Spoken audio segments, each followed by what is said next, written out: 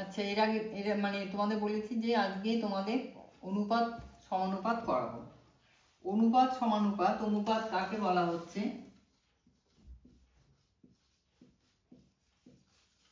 যে সমজাতীয় রাশির মধ্যে, মানে একটা রাশি আর একটা সমজাতীয় রাশির মানে তুলনায় কত গুণ বেশি বা কত ভাগ, তখন তাদের বলা হচ্ছে অনুপাত। কি বললাম? একটা রাশি অপর একটা সমজাতীয় রাশির কত গুণ বা ভাগ, তাই হলো অনুপাত। যেমন A:B, এটা একটা অনুপাত। একে A অনুপাত B বা A:B বলা হয়। A অনুপাত B বা A:B বলা হয়। এই A প্রথমে লিখেছি, একে বলা হচ্ছে পূর্বপদ, আর B পরে লিখেছি, তাকে বলা হচ্ছে উত্তরপদ। তোমাদের বাড়িতেও যেমন তোমাদের যারা মানে দাদু ঠাকুমা বা বাবা, তাদের বলা হচ্ছে পূর্বপুরুষ, মানে আগে যে, তাহলে সেই জন্য পূর্বপদ। আবার তোমাদের পরে যারা আসবে তাদের বলা হচ্ছে উত্তরপুরুষ, সেই জন্য উত্তরপদ, পূর্বপদ আর উত্তরপদ।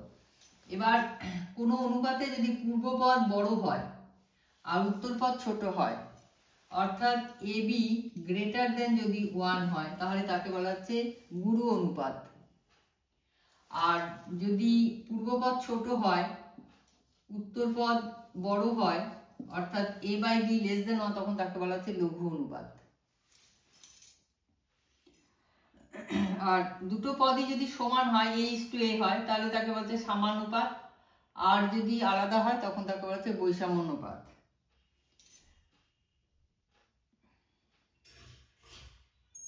আচ্ছা, কোনো মানে অনুপাতে যদি পূর্বপদ আর উত্তরপদ পরস্পর স্থান পরিবর্তন করে, অর্থাৎ এরকম হয়ে যায়, তখন এই দুটো অনুপাতকে বলা হচ্ছে ব্যস্ত অনুপাত বা বিপরীত অনুপাত। কি বললাম? যদি কোনো অনুপাতে পূর্ব আর উত্তরপদ পরস্পর স্থান পরিবর্তন করে যে নতুন অনুপাত হলো, তখন এই মানে দুটো অনুপাতকে বলা হচ্ছে ব্যস্ত অনুপাত বা বিপরীত অনুপাত। আচ্ছা, এবার মিশ্র অনুপাত বা যৌগিক অনুপাত কাকে বলা হচ্ছে? মিশ্র বা যৌগিক, মিশ্র অনুপাত বা যৌগিক অনুপাত কাকে বলা হচ্ছে? ধরো A:B, C:D আর E:F, এই কতগুলো আরো হয়তো থাকতে পারে, এরা অনুপাত। এদের পূর্ব পদগুলোর গুণফল ইস্টু উত্তর পদগুলোর যে গুণফলের অনুপাত, সেই অনুপাতকে বলা হচ্ছে, এই অনুপাতগুলোর মিশ্র অনুপাত। কি বললাম? দুই বা ততোধিক অনুপাত আছে যাদের পূর্বপদের গুণফল মানে অনুপাত উত্তরপদের গুণফল, তখন এই নতুন যে অনুপাতটা হলো তাকে আগের অনুপাতগুলোর মিশ্র অনুপাত বা যৌগিক অনুপাত বলা হবে।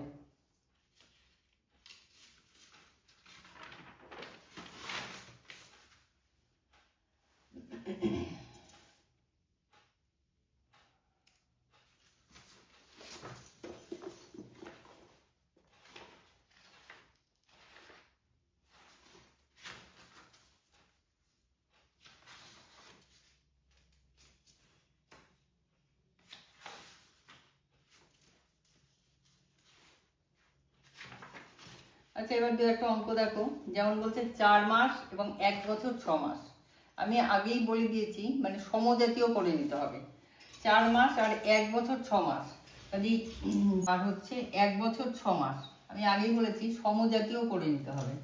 তাহলে 4 মাস এটা থাকলো ইস্টু 1 বছর 6 মাস। 1 বছর মানে 12 মাসে 1 বছর, তাহলে 12 আর 6 18 মাস। এবার অনুপাতে কোনো একক থাকবে না, মাস মাস কেটে গেল, তাহলে 4:18, তাহলে 2:9। এবার বলেছে এটা লঘু অনুপাত না গুরু অনুপাত। তাহলে দেখতে পাচ্ছ পূর্বপদ ছোট 2 আর উত্তরপদ বড়, কাজে এটা লঘু অনুপাত।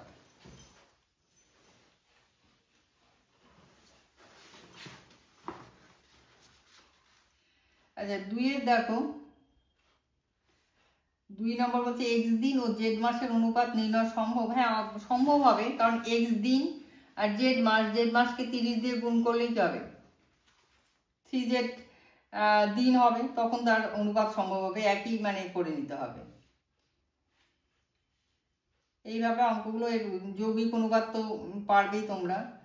এবার দেখো 4-এর 1-এর অঙ্কটা a:b 6:7, b:c 8:7 হলে a:c নির্ণয় করো। কি বলেছে? a:b হচ্ছে 6:7 আর b:c 8:7। তাহলে a:c, তাহলে এখান থেকে লিখতে পারি a/b হচ্ছে 6/7 আর b/c হচ্ছে 8/7। তাহলে a/b গুণ করছি 6/7 গুণন 8/7, এই b কোটে কেটে গেল। তাহলে a:c হচ্ছে সমান 6×8=49। খুব সহজ অঙ্কগুলো, নিজেরাই খুব ভালোভাবে করতে পারবে।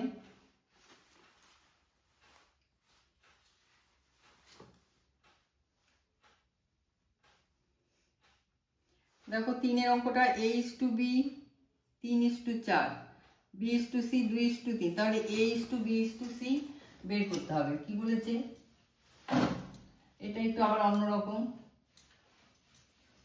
a:b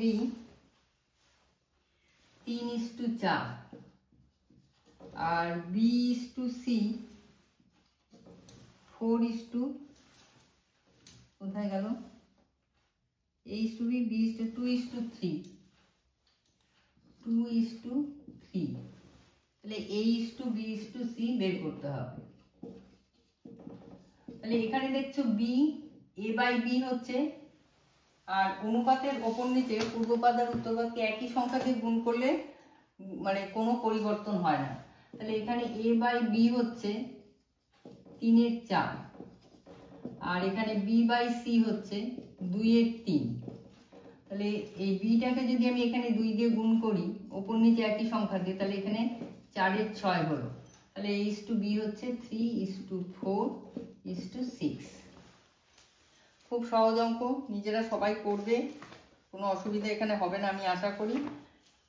অসুবিধা হলে জানাবে কমেন্টসে, আমি করে দেবো।